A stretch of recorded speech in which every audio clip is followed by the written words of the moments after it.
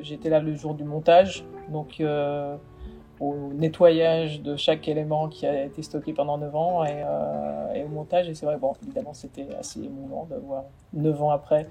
Il est très bien conservé, il est exactement comme avant, quoi.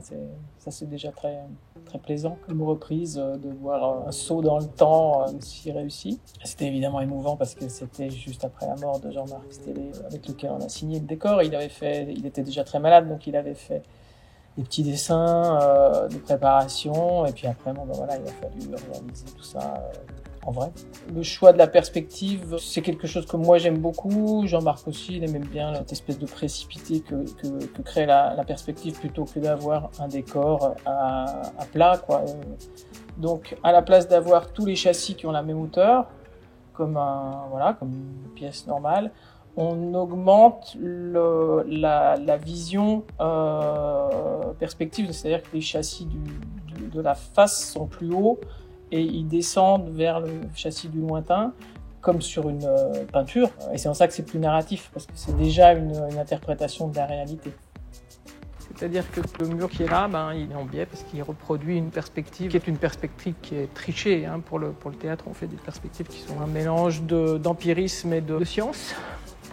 Pareil pour tous les petits tableaux. En fait, les tableaux, mis à part les deux grands qui sont moins transformés, la leçon d'anatomie et celui-là, les autres, j'ai dû faire une légère anamorphose pour qu'ils rentrent déjà dans un format rond, alors que c'est pas des tableaux ronds au départ. En particulier le Goya, il ne rentrait pas du tout dans ce format-là, donc c'est une petite tricherie théâtrale.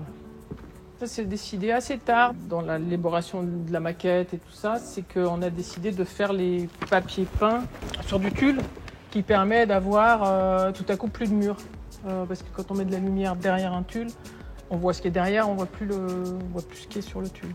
Donc par rapport aux marionnettes et à cette espèce de présence des choses de l'imaginaire du malade, et pas du malade imaginaire, ça se passe derrière dans un effet un petit peu magique.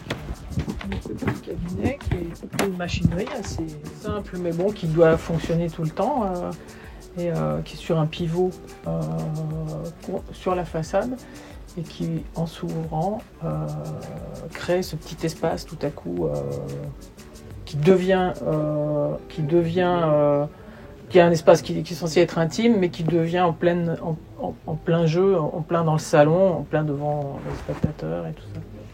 Alors que normalement, c'est un endroit caché. On s'était beaucoup amusé à mettre tous ces petits accessoires entre la chaise percée, le vieux savon, le mélange de nouveau de choses médicales. Dans un endroit qui était censé être juste un cabinet de toilette, il y a l'oxygène, il y a... Pour la petite anecdote, le panneau interdiction de fumer, c'est moi qui ai voulu le mettre parce que Jean-Marc, qui a eu de l'oxygène à la fin de sa maladie, continue à fumer avec l'oxygène. Donc j'ai préféré avertir tout de suite que c'était interdit.